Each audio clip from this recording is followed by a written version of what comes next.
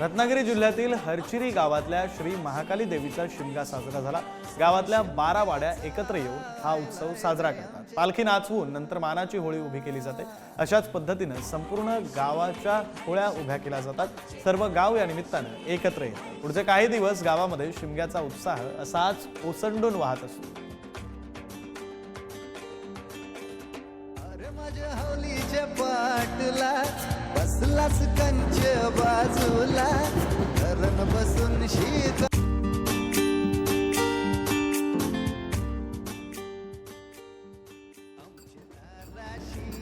चिपळूणचा शिमगोत्सव संपूर्ण महाराष्ट्रात वैशिष्ट्यपूर्ण मानला जातो। होळी पौर्णिमेपासून गुढीपाडव्यापर्यंत हा शिमगा उत्सव सुरू असतो। तर चिपळूण शहरामध्ये श्री जुना कालभैरव ग्रामदेवतेची पालखी ही 24 तास भक्तांची भेट घेत असते। दिवस रात्र ढोल ताशांच्या गजरात ग्रामदेव भक्तांच्या भेटीला येतो आणि त्यामुळे 5 दिवस चिपळूण शहर शिमगोत्सवात न्हावून निघतं। ग्रामीण भागात ग्रामदेवतेच्या पालख्या घराघरात आपल्या भक्तांच्या भेटीला येतात आणि त्यामुळे संपूर्ण तालुक्यासह ग्रामीण भागात भक्तिमय वातावरण पाहायला मिळतं। अनेक दिवस बंद असणारी गावची घरं त्यांचे कडे कोयंडे या निमित्तानं निघालेले असतात। गाव गर्दीनं फुलून गेलेलं दिसतं।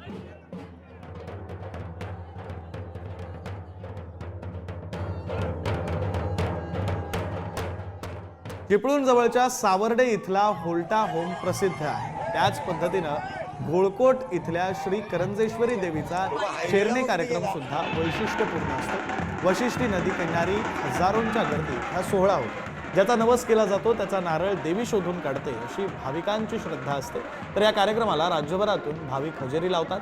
अलीकडे पालखी नृत्य आणि ढोलवादन नृत्य अशा स्पर्धात्मक कार्यक्रमानं होळीच्या पारंपरिक उत्सवाला कॉर्पोरेट रूपही आल्याचं दिसतं।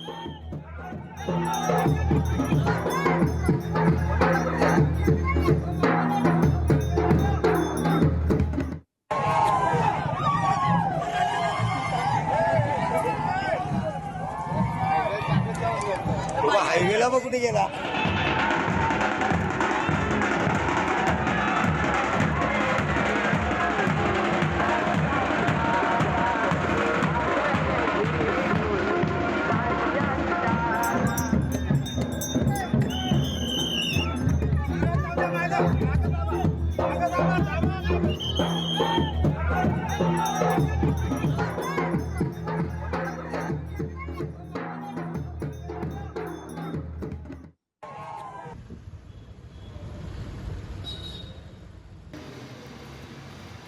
तर रत्नागिरी जिल्ह्यातील खेडमध्ये सुद्धा वेगवेगळ्या प्रथा पाहायला मिळतात। खेडमध्ये श्री पाथरजाई देवस्थानचा शिमगोत्सव अनोख्या प्रथेसाठी ओळखला जातो। हजारो भाविकांच्या उपस्थितीमध्ये पारंपरिक पद्धतीनं होम पेटवण्यात येतो। इथं बांबूच्या शेंड्याला कोंबडं बांधण्याची प्रथा आहे। होम पेटवल्यानंतर फेर धरून प्रदक्षिणा घालत श्रीफळ वाहण्यासाठी इथं गर्दी होते। 5 दिवस शहरातून सजीव चित्ररथ काढले जातात। शहरातील पाथरजाई, काळकाई आणि खेडजाई, रेडजाई या देवी सहाणेवर बसतात।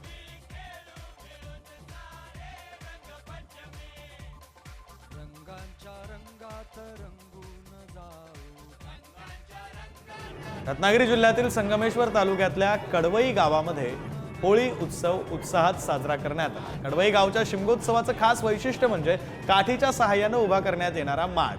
होळीसाठी आणलेला माड ढोलाच्या तालावर नाचवत देवळाजवळ आणला जातो। रात्रीच्या वेळी ग्रामदेवतेची पालखी माडाला सामोरी जाते आणि तिथून पालखी देवळाच्या प्रांगणात आणून नाचवायला सुरुवात करण्यात येते। ढोल आणि सनईच्या सुरामध्ये लयबद्ध पडणारी पावलं ही उपस्थितांना मंत्रमुग्ध करतात।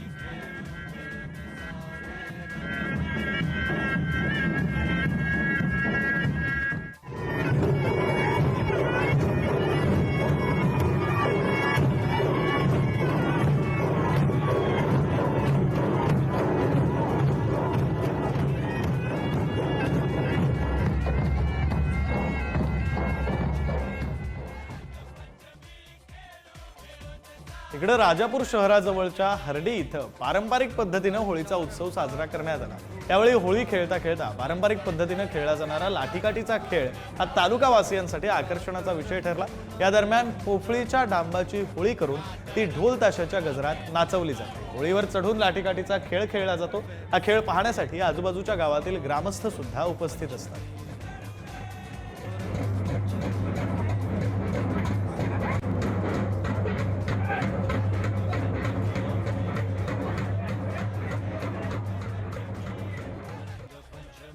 रत्नागिरी जिल्ह्यातील होळी उत्सव वेगवेगळ्या परंपरांमुळे वैशिष्ट्यपूर्ण ठरतो.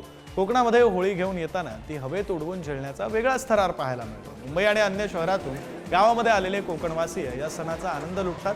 त्यात होळीचं आगमन, पालखी नाचवण्याची गंमत ही काही औरच असते.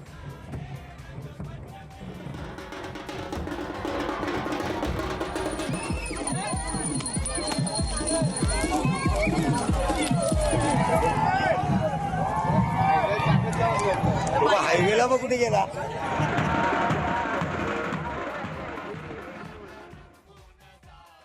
रंगात रंगून बेधुंद हो.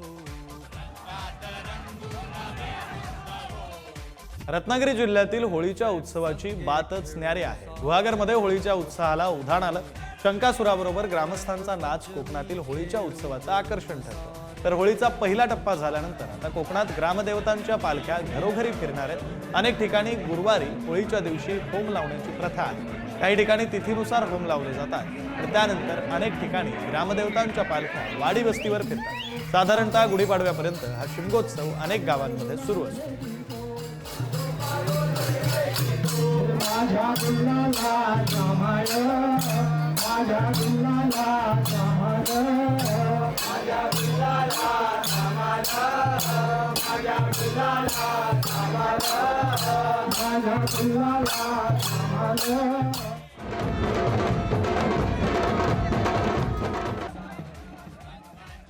इकडे सिंधुदुर्ग जिल्ह्याच्या कणकवली तालुक्यातल्या गावागावांमध्ये पारंपरिक पद्धतीनं होळी उभारून पूजन करण्यात आलं. ढोल ताशांच्या गजरामध्ये देव मंदिरातून चव्हाट्यावर पोहोचलेत.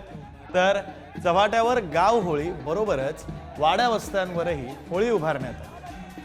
रखवालीचं गाऱ्हाणं, नवस, जागर, तमाशा, रोंबाट अशा भरगच्च कार्यक्रमांनी पुढचे काही दिवस इथल्या गावागावामध्ये होळीचा उत्सव साजरा केला जाईल.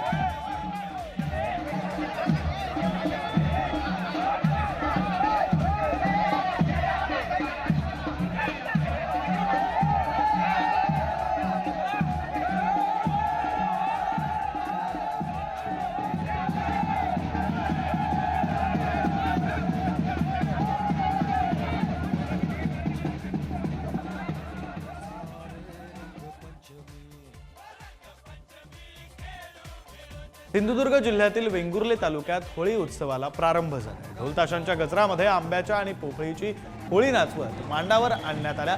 तर पूजा आणि गाऱ्हाणं केल्यानंतर होळी उभी करण्यात आली. वेंगुर्ले शहराबरोबरच ग्रामीण भागातही होळी उत्सव मोठ्या उत्साहात साजरा करण्यात येतो.